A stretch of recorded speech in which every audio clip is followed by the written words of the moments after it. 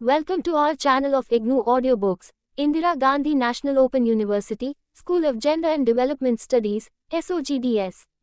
Bachelor of Arts, Gender Studies, BAGS. Semester V. BEGS 183 Writing and Study Skills. Block 1 Improving the Basics. Unit 1 Developing Critical, Analytical and Interpretive Thinking Skills, 1.0 Objectives.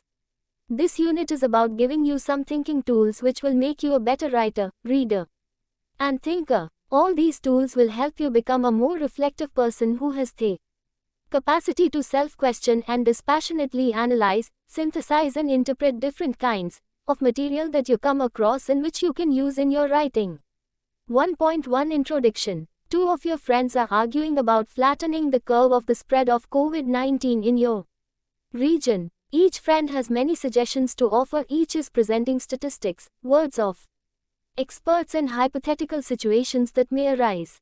The thoughts and interpretation on one side of the argument seem to directly contradict the figures and arguments of other experts. So which side would you take? Why? What other points would you consider? How would you know which side offers more cogent arguments? Every day we are faced with such situations and have to take considered decisions. We have to think intelligently about what we hear and read before we feel confident about any issue. We need to practice analyzing our beliefs and those of others and evaluate them by looking at the reasons. So thinking critically does not mean that we have to contradict others always. All we need to do is to examine opinions closely and in depth before we accept them.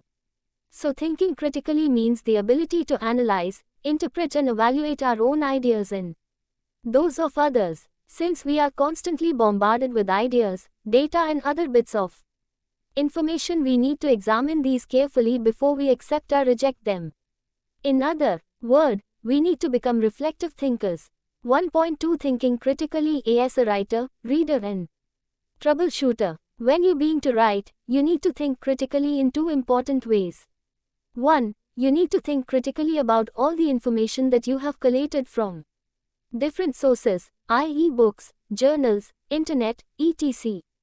2. You need to be a critical listener as you hear about other people's experiences, beliefs, and ideas. 1.2.1 Strategies for reading critically. Before you write, you need to read and listen. So let us begin with strategies for reading critically. How do you become a thoughtful reader? Well, a thoughtful reader is one who must patiently read information concerned not only with simple comprehension of facts but also be mindful of inferring, interpreting, analyzing and evaluating the ideas in a text. Must be aware that one must adopt different strategies for reading different types of texts. On the one hand, you are trying to understand a text on its own terms, and on the other hand, you are critically questioning the ideas and language in it. We will discuss some of the critical reading strategies which will enrich your thinking as a reader and will also be helpful when you play the role of a critical writer. The ideas given below are an adaptation from Axelrod and Cooper, 2012.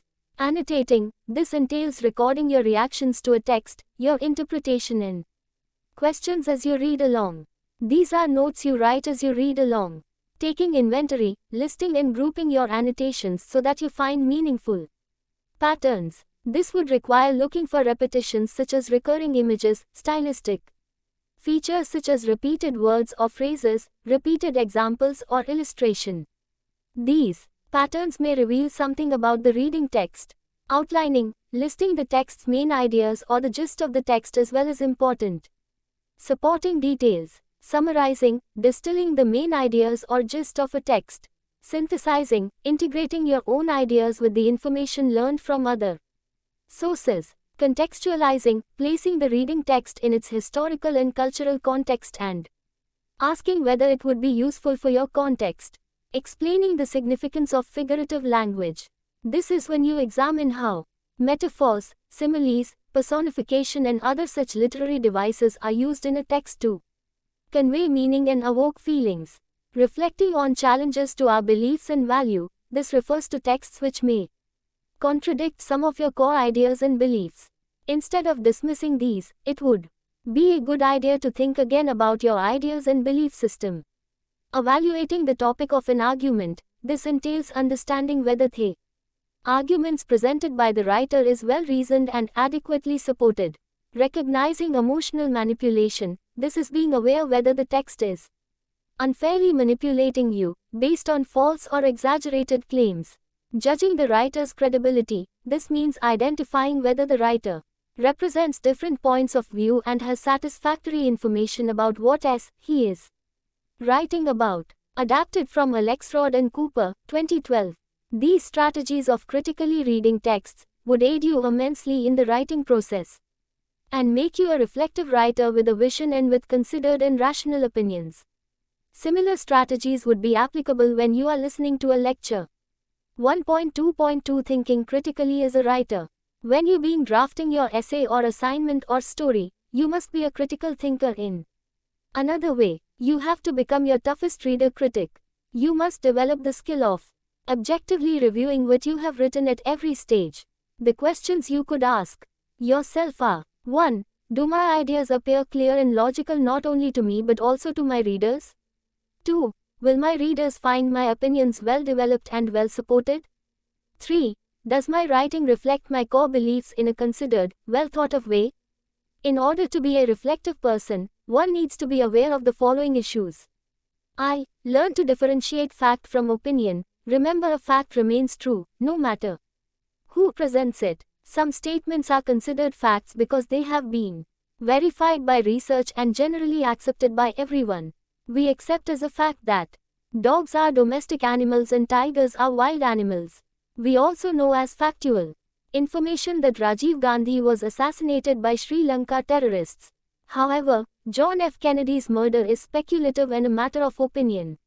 Some people say Lee Harvey Oswald killed him, others say there were two shooters, and some even blame the CIA for this.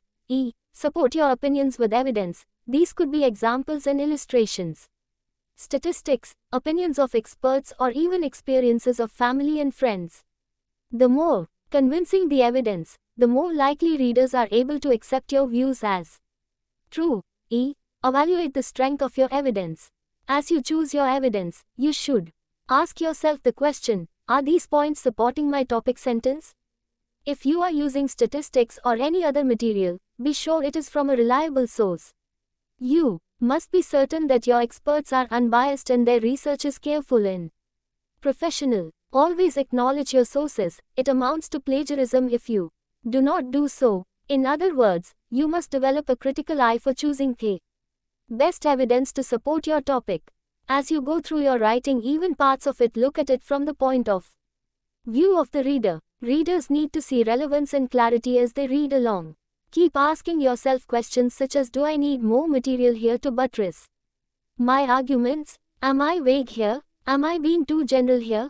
Can I improve my sentence structure here? Should I consult a thesaurus for more enriched vocabulary? And so on. Avoid biases and strong emotions. As you think critically about the evidence you are using, be sure to monitor any prejudices and strong emotional attitudes that may distort the information that you are presenting, especially in argumentative and persuasive essays. Please be sure that you are sensitive to gender, caste, racial, or religious issues. At the same time, you need to be aware of stereotypes such as all girls like pink color, or German cars are best in the world. Some ideas adapted from Virak, 2005. Critical thinking involves much more than the points mentioned here. To be a reflective person is a lifelong endeavor. To be a critical writer, you have to develop into a person of reflection and reason. 1.3 Analyzing as a strategy. While writing, we need to develop the skill of analyzing as well as synthesizing. Analyzing is more a reading strategy while synthesizing is a writing strategy. Both go hand in hand. What is it that happens when we analyze something? Analyzing involves pulling things apart. When we analyze an argument, for instance, we need to read it closely and critically. Let us first look at the criteria for analyzing arguments. According to Axelrod and Cooper, 2012, analyzing arguments involve two categories: basic features and motivating factors. Let us now give you an example of analyzing arguments. Before that, let us discuss the criteria of analyzing arguments. First, look at the basic features. Issues. What does the writer wish to address? What problems or issues? How does the writer define or frame the issues? Position. What are the writer's own views on the issue? This would normally be the thesis statement of the essay. Arguments. What evidence does the writer provide to support his/her position? These could be facts, examples, expert opinions, statistics, and so on. Counterargument. How does the writer refute the opposite point of view? Does he concede to some of the opposing arguments? How strong are the writer's own views versus the opponent? Then there are certain factors which could be explicitly stated or even implied in the writer's arguments. These are known as motivating factors. Values. These include moral, ethical, or ideological considerations of the writer, which would inevitably creep into any piece of writing. Needs and interests. This would include the need of the writer to press for any burning issues in his/her life. Priorities, concerns. What are the fears and concerns of the writer? These would inevitably become the writer's priority. Some of the ideas adapted from Alexrod and Cooper, 2012. Read these 2 paragraphs and answer some of the questions which will show you how arguments are built up. Passage 1. This book, Animal Liberation, is about the tyranny of human over non-human animals. This tyranny has caused and today is still causing an amount of pain and suffering that can only be compared with that which resulted from the centuries of tyranny by white humans over black humans. The struggle against this tyranny is a struggle as important as any of the moral and social issues that have been fought over in recent years. Passage 2. This book is an attempt to think through, carefully and consistently, the question of how we ought to treat non-human animals. In the process, it exposes the prejudices that lie behind our present attitudes and behavior. In the chapters that describe what these attitudes mean in practical terms, how animals suffer from the tyranny of human beings, there are passages that will arouse some emotions. These will, I hope, be emotions of anger and outrage, coupled with a determination to do something about the practices described. Nowhere in this book, however, do I appeal to the reader's emotions where they cannot be supported by reason. When there are unpleasant things to be described, it would be dishonest to try to describe them in some neutral way that hid their real unpleasantness. You cannot write objectively about the experiments of the Nazi concentration camp doctors on those they considered subhuman without stirring emotions, and the same is true of a description of some of the experiments performed today on non-humans in laboratories in America, Britain, and elsewhere. The ultimate justification for opposition to both these kinds of experiments, though not emotional, it is an appeal to basic moral principles which we all accept, and the application of these principles to the victims of both kinds of experiment is demanded by reason, not emotion. Both passages from Singer, p. 2001 Writings on an Ethical Life. These 2 paragraphs are excellent examples of how arguments are made. Let us look at both the basic issues and the motivating factors which the writer has marshaled to put across his point of view. Issue: rights of non-human species living on planet Earth. Position: non-human animals have equal rights as humans. Arguments: gives examples of treatment of white humans on black humans. Para 1. Nazi camp doctors' experiments on Jews. Para 2. This is as cruel as the laboratory experiments on innocent animals. Counter-arguments: appeals to morality, ethics, and speaking out against cruelty to animals. Powerful species cannot exploit the vulnerable and powerless. Motivating factors: values, equality of all species. Needs and interests, an interest in leading an ethical life. Priorities: equality and the rights of all life on this planet is the writer's utmost priority. 1.3.1 Synthesizing is a writing strategy.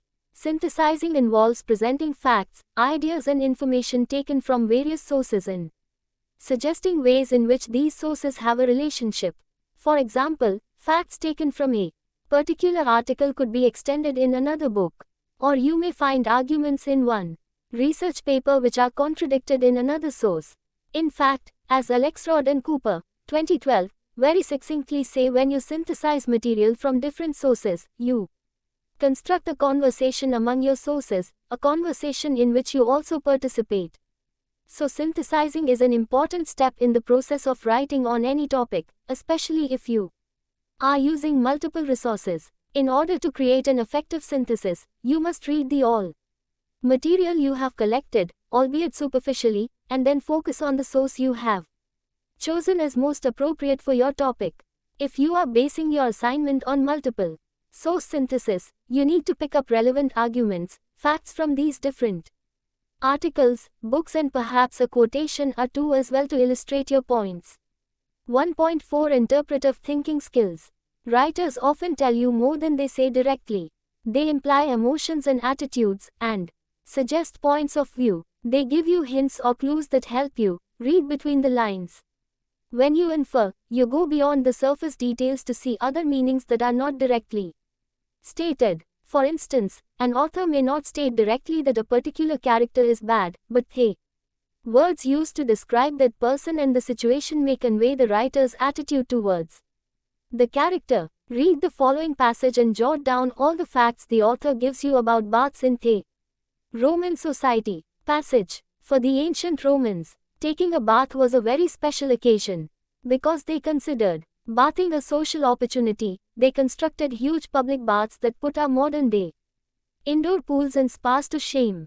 Not only were the baths themselves lavishly decorated, they were also surrounded by shops, libraries, and lounges so that a person could shop, read, or chat after bathing. The famed baths of Caracalla, for example, offered Roman citizens massages and saunas in addition to a gymnasium and gardens for after-bath walks in lovely surroundings. Art lovers that they were, the Romans also frequently built art galleries into their bathing facilities. There were also kitchens, where food was prepared to serve hungry bathers. Although initially men and women bathed separately, mixed baths became the fashion until 500 AD, when the coming of Christianity brought the public baths to an end.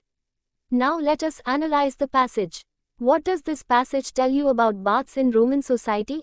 The text tells you that taking a bath was a very special occasion and was a social opportunity. What can we infer from the text? Which of these is true? I. The ancient Romans were the first to lead a life of pure luxury. E. If the Romans had spent more time governing and less time bathing, the Roman Empire would still exist today. E. The ancient Romans made luxury and socializing a part of bathing. The answer is E. We can infer that the Roman bath was full of luxuries and was a place where people could socialize. There is nothing in the text that can suggest that the Romans spent a large part of their time in baths, nor that they were the first to lead a life of pure luxury. When we summarize from the above text, we need to state the inference in clear terms. In drawing such conclusions, making inferences, we are really getting at the main idea of the text, what the author actually wishes to convey through the details and facts. Merely getting the fact right is not enough. We must think about what these facts mean in the context of the passage. Check your progress 4. Here are 2 passages. Note down the main facts and details that have been provided and state the inference you would make from these facts, details.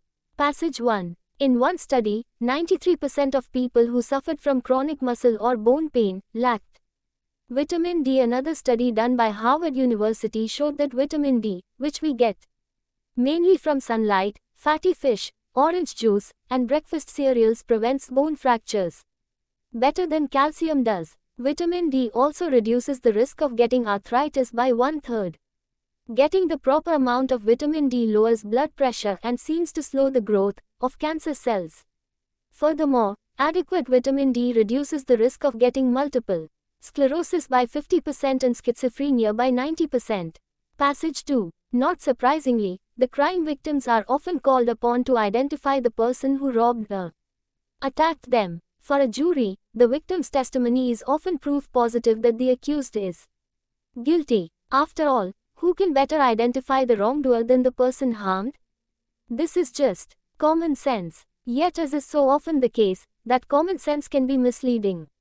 As it turns out, crime victims don't necessarily make reliable witnesses.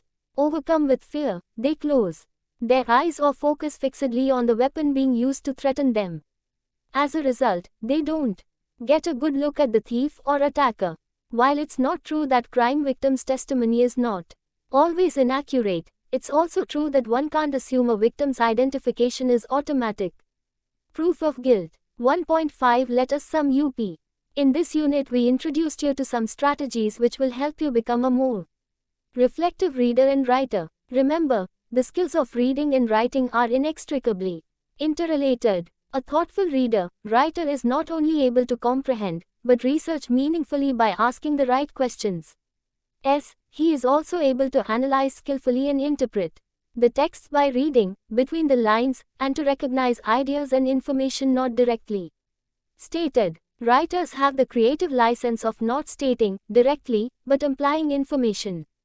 In this unit, you looked at some of the topics which will enable you become a better reader and writer. Thank you for watching. We will see you in the next video with the next chapter.